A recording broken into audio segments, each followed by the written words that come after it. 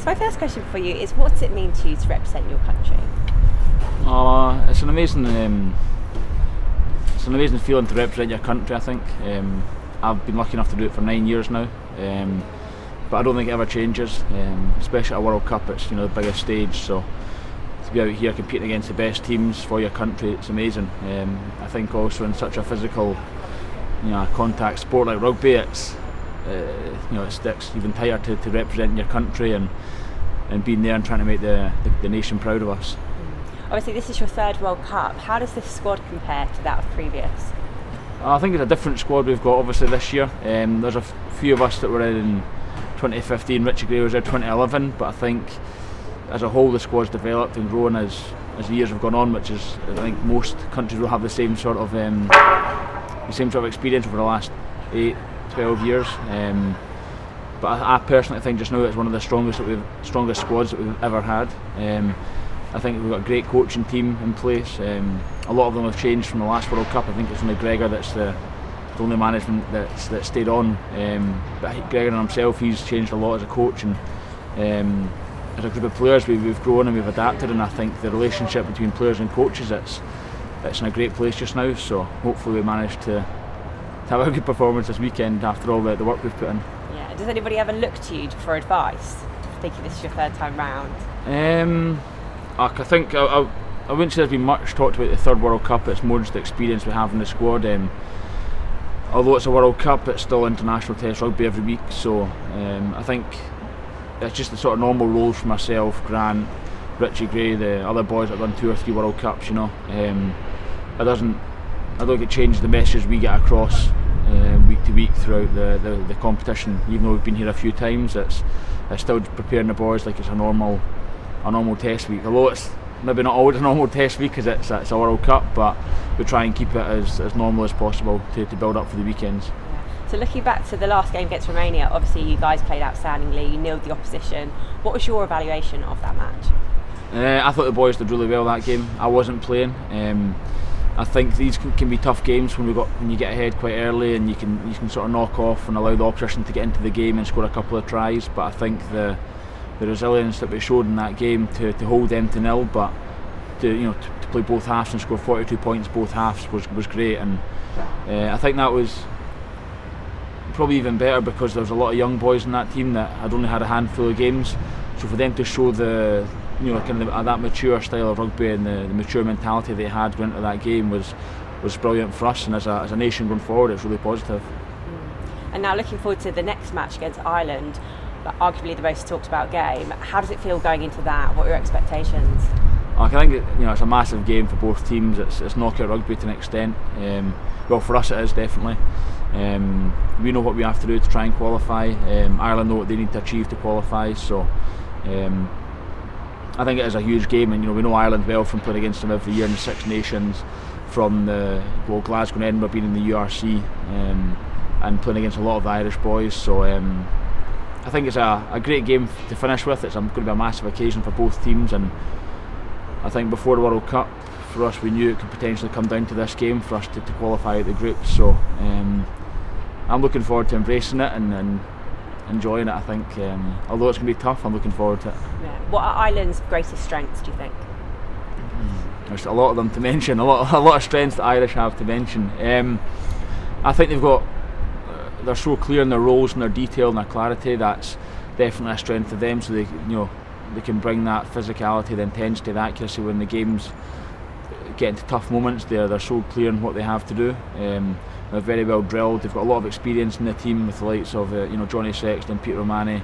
That's just 2 guys I'm naming, but they've got a lot of experience in that team.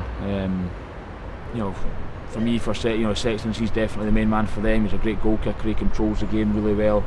He's playing some great rugby just now. So they've got so many threats and so many dangerous players individually, but as a team collectively, they're so dangerous. They've got set piece plays, but from things that aren't even set piece. It could be a loose kick that we have, and they've got some play 2 or 3 phases later that they've worked on that week. So I think for us going into this game, it's going to be as tough physically as it will be mentally to make sure that we stay in every moment of the game. We don't knock off for 5-10 seconds, because then that's when they're at their most dangerous. They take these chances, and it's Johnny Sexton, like I mentioned, that's going to be looking for these chances. So I think there's a lot of strengths that they have, and it's just up to us to combat that and hold them out.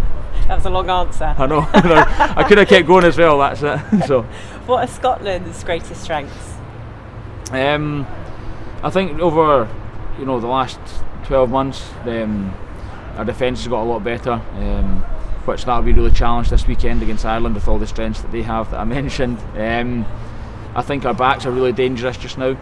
We've got Sione, Hugh, Blair, Darcy, Duan. We've got, so the quicker we can get in the ball and let them do their thing, the better. So I think we've got quite a lot of X factor. Our set piece has got a lot better. So we've got quite a few strengths as well. I think it's just slightly different to the Irish, and the way that we're going to look to play will be just playing to our strengths. It's the easy thing to say, playing to our strengths, getting the ball in the boys' hands out wide, and letting them do their thing out there. So I think, although saying about all our strengths, the most important thing is the defence this weekend, I think, to try and hold Ireland out. Now, looking towards your approach, particularly in rugby, what's your sort of personal philosophy? Do you play the game how you think it should be played, or is it like an instinct? How do you approach the game itself? I don't have a right answer for how the game should be played. I suppose I kind of play it how I like to play the game. It's kind of fast running rugby, which I think is how I've kind of played all my career, and I've been lucky enough to have coaches that have majority of the time let me do that. And I think the style of rugby that we're playing just now with Scotland, it suits me really well. Looking to get the ball into the wide channels, into these dangerous men, and me kind of facilitating and looking to put boys through the holes. Obviously we have got a different style, which is a bit more kicking. However, I would say it's almost a second option in the style of rugby that I like to play, and that currently we're playing in Scotland. So I would say that's the sort of style of rugby that I like to play. A fun style of rugby, that would be the way that I would maybe describe it. Good to watch, good fun to play, high energy. I'd like to think a lot of breaks from our side, but that depends obviously. Well, my next question was going to be, you seem like you're always enjoying the game, like even if it's tricky scenarios, you look like you're enjoying playing the game of rugby. How do you keep that mentality even when the stakes are so high? I don't know how I keep it like that. I think it's just a natural thing for me, to be honest. I think the guys that I've got around me, I know Ben, I know Ali, I know George, Sione, Hugh, Cam, I get on really well with them. As a team off the field, we got on really well, and I think that helps us and enjoy it the whole time. Whether it's me and Sione having a laugh about something in defence, or him trying a cross-field kick and me pretty much joking, saying that he can't pull it off, or whatever it is, or saying that he can pull it off just to get him to try it. I think throughout the game we kind of have a laugh a lot of the time, which probably sounds like, it probably doesn't sound as it should, because it's high pressure, big games that we're playing in, but that's just kind of our way of staying focused and staying on top of it, the task individually, and that's just through the relationship that we've built up, I think. Obviously at times it won't be just laughing and joking, but there are times in the game that it might seem that we're just laughing and messing around, but it's actually us kind of linking, and it's just a way of us kind of communicating between each other. So maybe the more laughing and joking you see in the pitch, it's a good thing. You never know. It's bringing out the best in each other. Yeah, I think it's bringing out the best of us. Yeah, which is something that we've just become accustomed to by playing alongside each other and getting to know each other off the pitch. So my last question is. Wait a minute. Yeah, my last question to you. Sorry, thank you for your time. That's all right. Shut. I think it stopped. Press up his eyes and shut. Yeah. Is, what does a successful World Cup mean to you? Obviously, you win the Ireland game, amazing, or win the World Cup, but regardless of winning or whatever, what will you take home to be proud of? Personally, or as a team, or both? Both. Both. Let's go both. I think personally, for a successful World Cup, I'd obviously be getting out of the group, which would be down to us winning by more, or 8 points or more this weekend. And I think if we are to do that and get that result, it will come down to a really great game from us. We're going to have to be at our best to beat Ireland this weekend, the number one in the world, for a reason, So I think that would not top off the World Cup, because that's not the end of it if we do manage to do that. But that would be the first objective for us to get out of this group, having played against 1 and 2 in the world. although if it doesn't happen, I would just love to have a really good game from the boys, win if it's by 5 points. Then we don't go through, but we'd finished off well. That would be outstanding as well. Although it'd be gutting, it'd be life, I suppose. So I think a successful World Cup for me would be for us to qualify out the group and then just see what happens from there.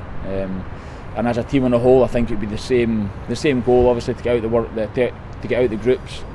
But just to keep building the last 2 games, I don't think we were quite at our best against South Africa.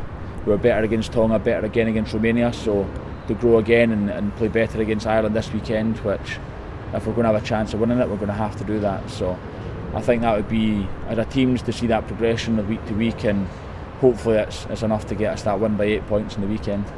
Well, just give it everything you've got. That's it. Give it all we've got, and then we'll see what happens. Then we can look back and think that we threw everything at it, rather than if only we did this and did that. So I think this weekend it'll be going out there and just chucking everything at it and see what happens. Well, we wish you all the best of luck.